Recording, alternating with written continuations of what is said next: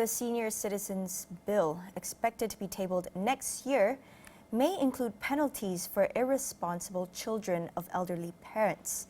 Professor of Geriatric Medicine Tan Mau Pin discusses whether putting responsibility on children is the right approach towards protecting rights of the elderly. We've been going through this rhetoric since 1997, when our country first actually responded to the United Nations call to prepare for population aging. Family generally care about older people. The people who do not care are the people who seek to punish. So most of the time, when the older person turns up in a healthcare facility, brought by their children, it is because they can no longer manage that older person, and they do it out of love, not out of the need to dump their parents. So we need to examine societal conscience about how this person got to this stage and why there is no provisions out there to stop someone getting to that level. So while politicians continue to go through that rhetoric, blaming adult children for not looking after their parents, we are not going to move forward. We should not have a judgmental, punitive government. We should have one that cares.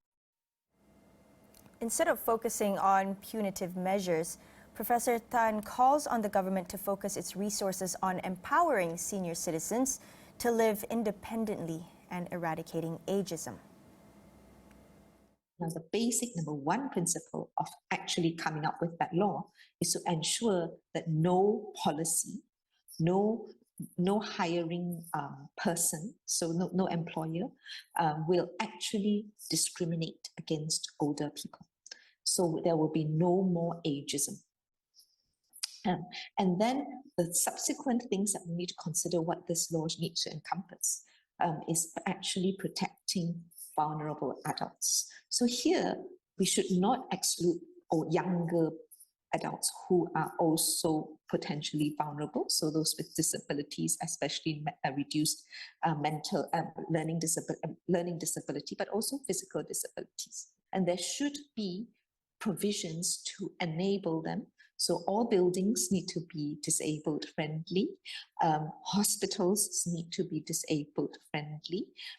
No one should make decision for that person without ensuring that they have been given every single avenue to be able to receive the information and express themselves. Professor Tan also highlights the need to protect the elderly from financial scams and allowing them to make advanced decisions.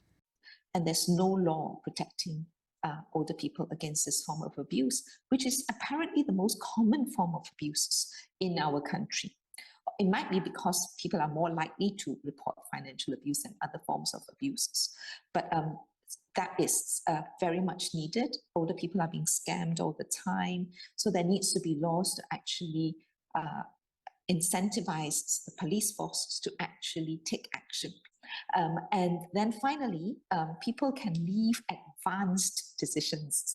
So that will actually, because at the moment, if I want to stop my family from resuscitating me, if suddenly my heart stops, they can still override that decision because the law is not, any advance directive is not legally binding.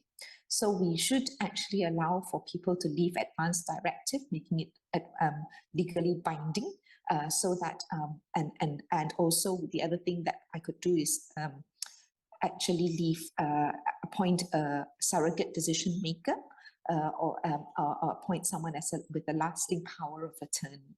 So there are lots of provisions that we need in our law to ensure our older persons' rights are protected.